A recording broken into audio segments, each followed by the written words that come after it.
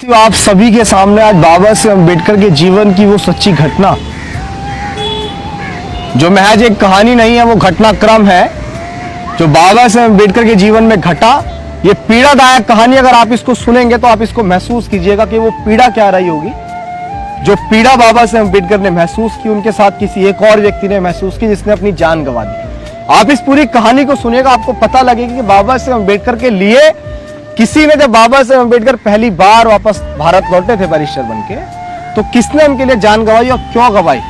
मैं ये कहानी आप सभी के सामने पेश कर रहा हूं। ये कहानी बड़े आप ध्यान से सुनिएगा साथियों। बात उस समय की है कि जब बाबा साहेब अम्बेडकर लंदन से पढ़कर लिखकर बहुत अच्छी डिग्रियां लेकर भारत वापस लौटे और भारत आए, तो आने के बाद जब उनकी नौकरी लगी, तो जब बाबा साहेब अम्बेडकर अपने घर से उस दफ्तर जा रहे थे, तो दफ्तर के बीच में एक होटल हुआ करता था। तो बाबा साहेब अम्बेडकर ने उस होटल पे एक छोटा सा बच्चा था जिसकी उम्र ऐसी 9-10 साल रही होगी। उस बच्चे ने गिलास उठाया और वो बाबा साहेब अम्बेडकर के लिए पानी भरने लगा। तो जो उस होटल का मालिक था, उस होटल के मालिक ने उससे पूछा कि तू कहां जा रहा है। तो उसने बताया कि हमारे ही नजदीक में जो दफ्तर है, वहां जो बैरिस्टर बैठते हैं, उन्होंने मुझसे पानी मंगाया है, मैं उनके लिए पानी लेके जा रहा हूं। आप यकीन मानिएगा कि उस होटल के मालिक ने उसके कान पे 2 थप्पड़ जड़ दिए। उसने कहा कि तू मेरा धंधा बंद करवाएगा, तू मेरा होटल बंद करवाएगा, कोई मेरे होटल पे खाना खाने भी नहीं आएगा, पानी तो दूर की बात है। और ये सारा वाकया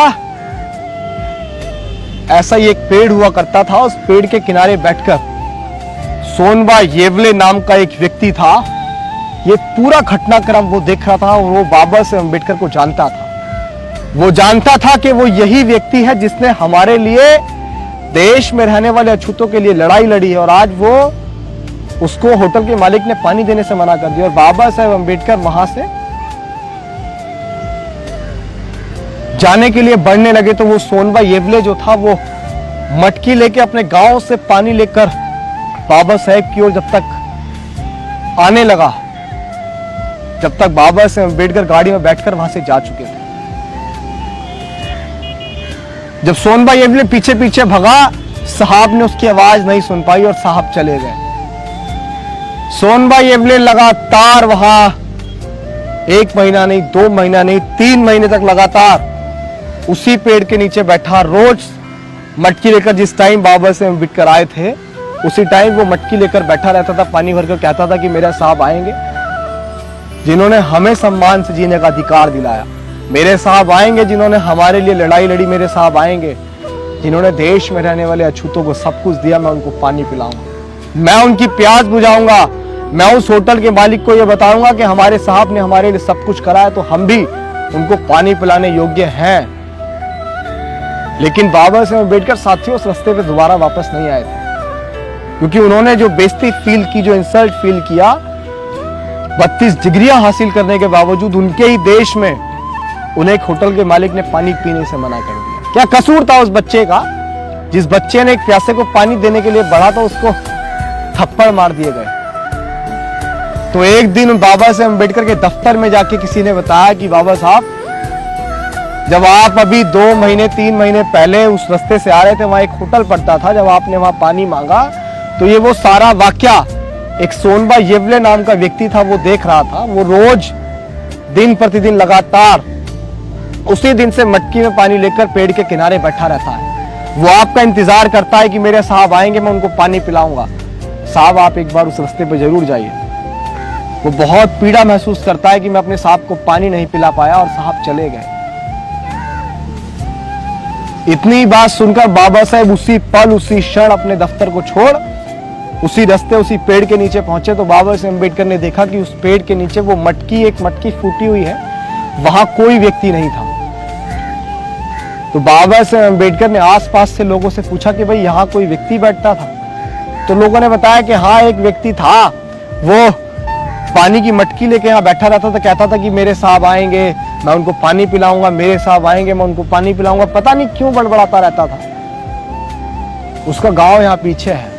तो बाबा साहेब जब उसके गांव पहुंचे तो पता लगा, लोगों ने बताया कि 3 महीने से लगातार वो मटकी में पानी भर के लेके जाता था। अभी 3 दिन पहले उसकी मृत्यु हो गई उसी पेड़ के नीचे। वो मटकी लेके बैठा था, उसने सही से खाना नहीं खाया था, वो चिंतित रहता था, उसका मन विचलित रहता था कि मैं अपने सांप को पानी नहीं पिला पाया। जिन्होंने हमें सब कुछ दिया, मैं उन्हें पानी नहीं पिला पाया।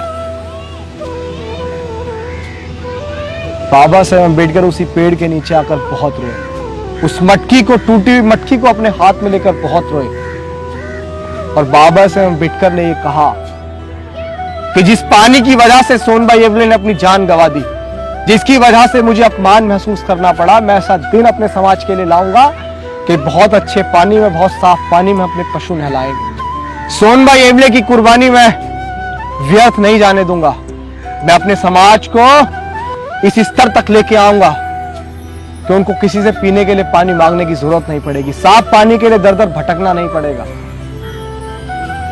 आप महसूस कीजिए मेरे समाज के लोगों कि महज पानी की वजह से सोनबाई येवले ने अपनी जान गंवा दी और बाबा साहेब अम्बेडकर ने कितनी पीड़ा सही।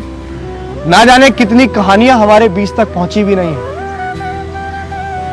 ये मूवमेंट, ये मिशन, ये विचारधारा बहुत कुर्बानियों के बाद यहां तक पहुंचा। हम लोग ऐसे ही नहीं कहते हैं कि भाई आप मिशन में आइए, मिशन में जुड़िए, मिशन में काम कीजिए। इसके लिए कुर्बानी दी है बहुत सारे लोगों ने। इन कुर्बानियों को जाया मत जाने दीजिए। मिशन किसी एक व्यक्ति की जिम्मेदारी नहीं है, ये सभी की जिम्मेदारी है। उम्मीद करता हूं कि इस सच्ची घटना को सुनकर आप अपने जीवन में बाबा साहेब अम्बेडकर की मूवमेंट को उतारने का प्रयास करेंगे। जय भीम, जय भारत, जय संविधान। इस खबर को देखने के बाद क्या है आपकी राय, नीचे दिए गए कमेंट बॉक्स में दीजिए अपनी राय। ऐसी तमाम बड़ी खबरों को देखने के लिए जुड़े रहिए हमारे साथ समता टुडे पर। खबर अच्छी लगे तो लाइक कीजिए और शेयर कीजिए, और हाँ, चैनल को सब्सक्राइब कर घंटे वाली बटन को दबाना ना भूलिए। फिर आते हैं आपके बीच कुछ खास खबरों के साथ। तब तक के लिए नमस्कार, जय हिंद, वंदे मातरम, जय भीम।